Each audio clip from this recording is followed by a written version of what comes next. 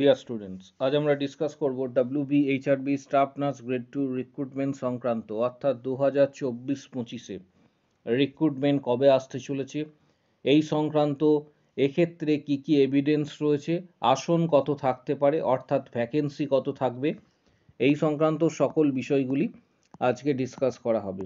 তাই ভিডিওটা একদম শেষ পর্যন্ত প্রত্যেকে দেখবে। চ্যানেলটা এক্ষুনি সাবস্ক্রাইব করো, পাশে থাকা বেল আইকন প্রেস করো এবং বন্ধুদের উদ্দেশ্যে ভিডিওটি প্রচুর শেয়ার করবে।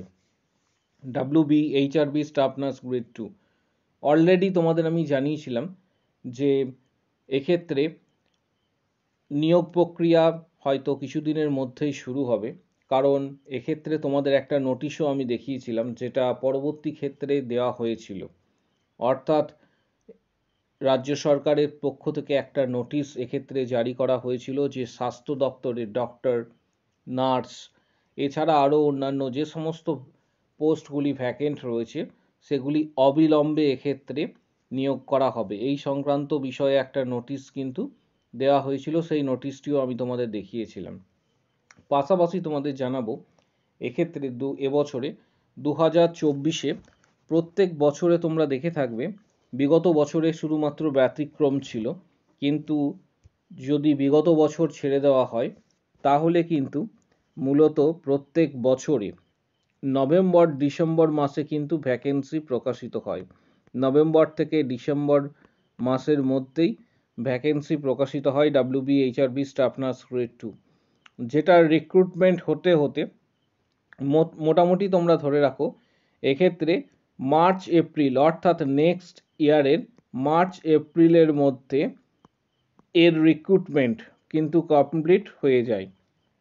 বিগত বছরেও কিন্তু তাই হয়েছিল, শুধুমাত্র 2023-এ এটির ব্যতিক্রম ছিল। এবছরেও রিক্রুটমেন্ট আসতে চলেছে। এক্ষেত্রে আমি তোমাদের কিছু ইনফরমেশনস আপাতত এখন দিয়ে রাখছি, কারণ বিভিন্ন এক্ষেত্রে মেডিকেল কলেজে বা হসপিটালে আমাদের বিগত বছরের স্টুডেন্টরা কিন্তু সুযোগ পেয়েছে, অর্থাৎ তারা এক্ষেত্রে পরীক্ষায় সফল হয়েছে গ্রেড 2-এ এবং তারা নিয়োগপত্র পেয়েছে। এই তাদের সূত্র থেকে যেটা আমি জানতে পেরেছি যে সেখানে কিন্তু অবিলম্বে যে ভ্যাকেন্সিগুলি খালি রয়েছে সেগুলি কাউন্ট করা শুরু হয়েছে। অর্থাৎ বিভিন্ন যে ভ্যাকেন্সি রয়েছে বিভিন্ন মেডিকেল কলেজ হতে পারে বা হসপিটাল হতে পারে বা আদার্স কোনো এক্ষেত্রে স্বাস্থ্যকেন্দ্র, সেগুলিতে যে ভ্যাকেন্সিগুলি রয়েছে সেগুলি ইতিমধ্যে কিন্তু কাউন্ট করা শুরু হয়েছে, সেখানে কত ভ্যাকেন্সি রয়েছে মোটামুটি একটা আন্দাজ এক্ষেত্রে। অর্থাৎ আশা করা যাচ্ছে যে দুর্গাপুজো সমাপ্ত হবার পর, অর্থাৎ পুজো প্রক্রিয়া যেটা রয়েছে সেটা সম্পূর্ণভাবে সমাপ্ত হবার পর তোমাদের নভেম্বরের শেষ বা ডিসেম্বরে কিন্তু বিজ্ঞপ্তি সম্ভবত আসতে চলেছে। এটা একটা অনুমান আগে থেকেই করা যাচ্ছে। এর জন্য কিন্তু প্রস্তুতি আবশ্যক। কিন্তু এই রিক্রুটমেন্টে কোন কোন বিষয়গুলি প্রাধান্য পাবে, অর্থাৎ এই রিক্রুটমেন্টে কারা আবেদন করতে পারবে, কোন কোন বিষয়গুলি প্রাধান্য পাবে, সেটা কিন্তু খুবই গুরুত্বপূর্ণ। কারণ আমাদের বিভিন্ন স্টুডেন্ট বিগত বছরে যারা সাকসেস পেয়েছে তারা বিভিন্ন হসপিটালে কিন্তু কর্মরত রয়েছে, রাজ্য সরকারের বিভিন্ন হসপিটাল মেডিকেল কলেজে কর্মরত রয়েছে, তাদের সাথে কন্টিনিউয়াস আমাদের যোগাযোগ রয়েছে। তাদের সূত্র ধরে যে আমরা তথ্য পাচ্ছি সেই তথ্য অনুসারে অলরেডি যে ভ্যাকেন্ট পোস্টগুলি রয়েছে সেগুলি কাউন্ট করার প্রসেস কিন্তু শুরু হয়েছে কিছু কিছু এক্ষেত্রে মেডিকেল কলেজে বা হসপিটালে। তাহলে আগামী দিনে কিন্তু রিক্রুটমেন্ট আসতে চলেছে। সম্ভবত এটা হয়তো 1-2 মাস বা 3 মাস সময় লাগতে পারে, কারণ বিভিন্ন এই মুহূর্তে একটা বিভিন্ন ধরনের যে অবস্থা রয়েছে এখন তোমরা প্রত্যেকেই জানো, সেখান থেকে মোটামুটি 2-3 মাস সময় নিয়ে তোমাদের রিক্রুটমেন্ট আসতে পারে। এবং এই রিক্রুটমেন্টে যে বিষয়গুলি হাইলাইট করা হবে সেটা আমি তোমাদের আগে থেকেই জানিয়ে যাচ্ছি। এক্ষেত্রে যে বিষয়গুলি গুরুত্বপূর্ণ, এবং এখানে অনেকেই বলতে পারে যে সিবিটি টেস্ট হতে পারে, কম্পিউটার বেসড টেস্ট, যেটা ইন্টারভিউ ছিল এলিমিনেশনের প্রসেস, সেই প্রসেসের পরিবর্তে সিবিটি টেস্ট, কিন্তু সিবিটি টেস্ট হওয়ার সম্ভাবনা খুব কম রয়েছে। কারণ আমি এটা নাকচ করছি না, কারণ সেই ধরনের পরিকাঠামো এই মুহূর্তে সিবিটি টেস্টের আমাদের রাজ্যে এখনো পর্যন্ত হয়নি। এটা হয়তো নেক্সট রিক্রুটমেন্ট, অর্থাৎ 2025-এর পরবর্তী যে রিক্রুটমেন্ট হবে সেখানে সিবিটি টেস্ট হলেও হতে পারে, কিন্তু এবছর অর্থাৎ 2024-25-এ সেই পুরনো নিয়ম যেটাই ছিল, অর্থাৎ ইন্টারভিউ প্রসেস, সেটাই কিন্তু কার্যকর থাকার সম্ভাবনা সব থেকে বেশি। ইন্টারভিউ হওয়ার এক্ষেত্রে সম্ভাবনা সব থেকে বেশি রয়েছে, তোমাদের এটা জানিয়ে রাখলাম। পাশাপাশি 2022 এবং 23-এর ক্যান্ডিডেট এই প্রক্রিয়াতে কিন্তু সামিল হবে, অর্থাৎ 2022 এবং 23-এর যারা ক্যান্ডিডেট রয়েছে, অর্থাৎ 2022 এবং 23-এ, অর্থাৎ 2022-এ প্রচুর সংখ্যক ক্যান্ডিডেট রয়েছে, তার সাথে যুক্ত হতে চলেছে 2023-এর ক্যান্ডিডেট, অর্থাৎ হিউজ ক্যান্ডিডেট এক্ষেত্রে বলা যেতে পারে। ক্যান্ডিডেটের সংখ্যা অনেকটাই বেশি, অর্থাৎ এক্ষেত্রে যে কম্পিটিশনস লেভেল হওয়ার দরকার তার থেকে অনেকটা বেশি কম্পিটিশনস হবে বিগত বছরের থেকে, এটা প্রথমেই তোমরা জেনে রাখো। এবং যে 4 নম্বর পয়েন্ট একটু আগে বললাম, কম্পিটিশনস অধিক এই বছর। এলিমিনেশন শুধুমাত্র হতে পারে, সেটা হচ্ছে ইন্টারভিউ প্রসেসের মাধ্যমে, অর্থাৎ বাদ দেওয়ার যে প্রক্রিয়া, এটা পুরোটাই নির্ভর করছে তুমি কেমন ইন্টারভিউ দিলে, তোমার ইন্টারভিউ কেমন হলো, কি ধরনের কোশ্চেন্স তোমাকে জিজ্ঞাসা করা হলো, তুমি কতগুলো অ্যান্সার দিতে পারলে সঠিক উত্তর, তার পাশাপাশি টু দ্য পয়েন্ট কতগুলি অ্যান্সার দিতে পারলে, কতটা পরিমাণ এক্ষেত্রে ইন্টারভিউ দেওয়ার পর তোমার স্যাটিসফ্যাকশন এলো, ইন্টারভিউয়াররা যারা ইন্টারভিউ নিচ্ছেন তাদের স্যাটিসফ্যাকশন কতটা এসেছে, এই সমস্ত বিষয়গুলির ওপর কিন্তু নির্ভর করছে তোমার এক্ষেত্রে এলিমিনেশন হওয়া বা না হওয়া। অর্থাৎ গুরুত্বপূর্ণ হচ্ছে পয়েন্ট যেটা শুধুমাত্র, সেটা হচ্ছে ইন্টারভিউ। এর জন্য তোমাদের ধারাবাহিকভাবে প্রস্তুতি নিতে হবে, ধারাবাহিকভাবে প্রস্তুতি এখন থেকেই নিতে হবে, কারণ অনেকেই রয়েছে যারা প্রচুর পরিশ্রম করছে, হার্ডওয়ার্ক করছে। আমি এমন অনেককেই চিনি যারা বিগত 6-7 মাস ধরে কন্টিনিউয়াস প্রসেসে তারা কিন্তু পরিশ্রম করছে, স্টাডি করছে। অর্থাৎ আবার অনেকেই রয়েছে যারা ভাবছো যে রিক্রুটমেন্ট প্রসেসটা প্রকাশিত হোক তারপর আমি স্টাডি শুরু করব। এটা যদি ভেবে থাকো তাহলে অনেকটাই ভুল করছো। প্রস্তুতি তোমাকে এখন থেকেই নিতে হবে, কারণ রিক্রুটমেন্ট প্রকাশিত হওয়ার পর এক্ষেত্রে 2 মাস বা 3 মাস, কিছু ক্ষেত্রে 4 মাস, বিগত বছরের যে অভিজ্ঞতা রয়েছে সেই অভিজ্ঞতার নিরিখে তোমাদের বলছি, সময় তোমরা পাবে। অর্থাৎ খুব একটা বেশি যে সময় পাবে এমনটা নয়, এখন থেকেই কিন্তু প্রস্তুতি আবশ্যক।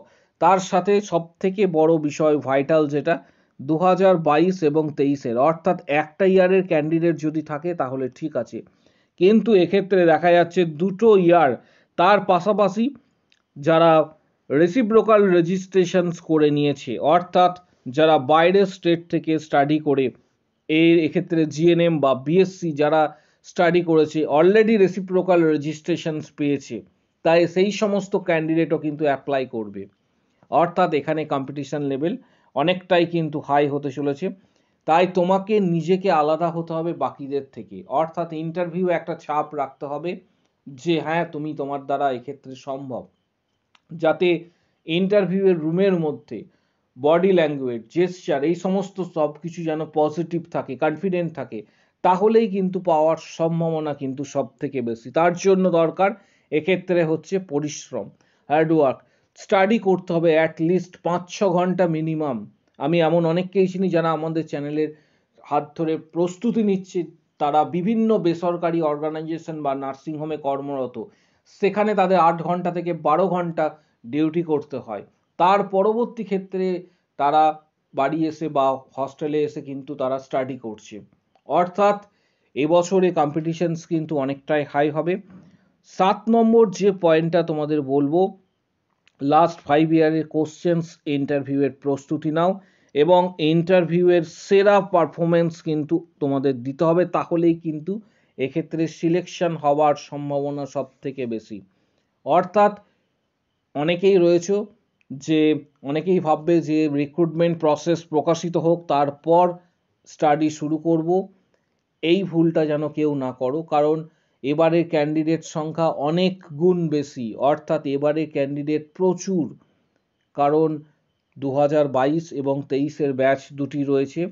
বিগত বছরে জাস্ট একটা তোমাদের পরিসংখ্যান দিচ্ছি, জিএনএমে 3000+ সিট সংখ্যা ছিল, যেটা বিগত রিক্রুটমেন্টে আবেদন করেছিল প্রায় 12,000-এর কাছাকাছি ক্যান্ডিডেট।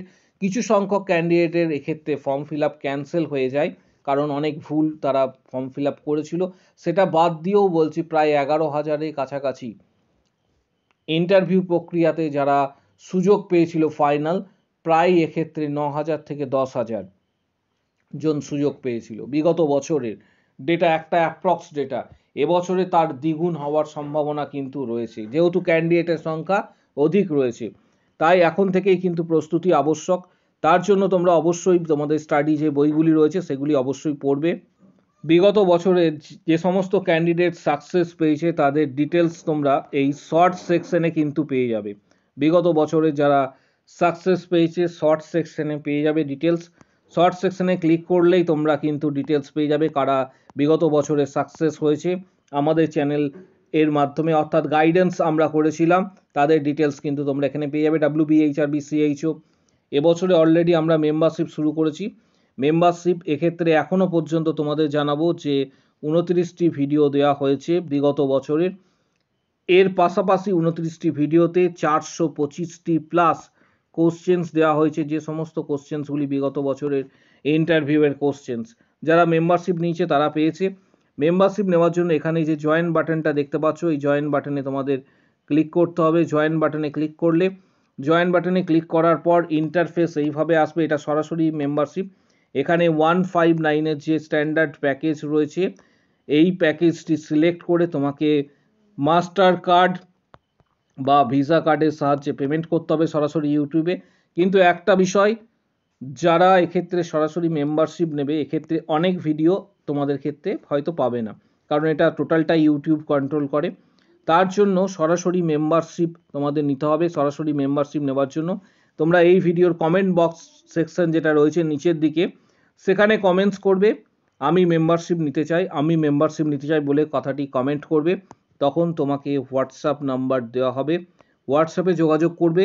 পেমেন্ট করার পর এক্ষেত্রে তোমরা কিন্তু বিগত বছরে যে সমস্ত কোশ্চেন্স, লাস্ট 5 ইয়ার্সের কোশ্চেন্স, বিগত বছরগুলির যে সমস্ত কোশ্চেন রয়েছে ইন্টারভিউ, সেই সমস্ত কোশ্চেন, স্টাডি মেটেরিয়াল, গাইড তোমরা হোয়াটসঅ্যাপে সরাসরি পেয়ে যাবে। যারা মেম্বারশিপ নিতে চাইছো কমেন্ট বক্স সেকশনে অবশ্যই কমেন্টস করো আমি মেম্বারশিপ নিতে চাই, তখন হোয়াটসঅ্যাপ নাম্বার দেওয়া হবে। আর তোমরা যে বইগুলি স্টাডি করবে তোমাদের বলে দিচ্ছি, 1 নম্বর হচ্ছে টেক্সট বুক। টেক্সট বুক অবশ্যই ভালোভাবে তোমরা পড়বে। পাশাপাশি টার্গেট হাই বইটি 7th এডিশন যদি থাকে ঠিক আছে, বা ওল্ড ভার্সন থাকলেও ঠিক আছে। এছাড়া পিয়ার যাদবের ভলিউম 1 এবং ভলিউম 2 এই ধরনের বইগুলি স্টাডি করবে। অ্যাটলিস্ট তোমাকে মনে রাখতে হবে অ্যাটলিস্ট 5 to 6 আওয়ার্স স্টাডি কিন্তু করতে হবে। প্রত্যেককে বলছি 5 to 6 আওয়ার্স স্টাডি করতে হবে। কিভাবে স্টাডি করবে সম্পূর্ণ দায়িত্ব তোমার, কিভাবে ম্যানেজ করে তুমি স্টাডি করবে।